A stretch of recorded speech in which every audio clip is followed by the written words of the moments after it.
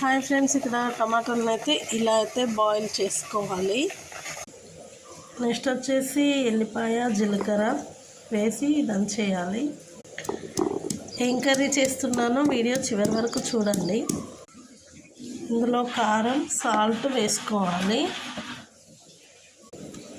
వేసి మనం ఎల్లిపాయ కారం దంచినట్టుగా దంచాలి. నెక్స్ట్ వచ్చేసి ఇలా ఉడికించిన టమాటాను రోట్లో వేసి దంచేసేయాలి.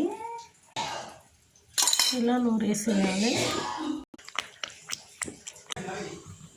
ఇప్పుడు కడాయి పెట్టేసి ఆయిల్ వేసుకొని ఇప్పుడు ఇందులో ఎగ్స్ వేసుకోవాలి. ఎగ్స్ అన్ని ఫ్రై చేసుకోవాలి. అల్లం పసుపు వేసి బాగా ఫ్రై చేసుకోవాలి. ఇప్పుడు మనం దంచుకున్న మిశ్రమాన్ని ఇందులో వేసి కలిపేయాలి. ఫైనల్గా అయితే రోల్ కడిగిన వాటర్ అయితే చిన్న గ్లాసుడు వేసేసి కొత్తిమీర వేసేసి కర్రీ రెడీ.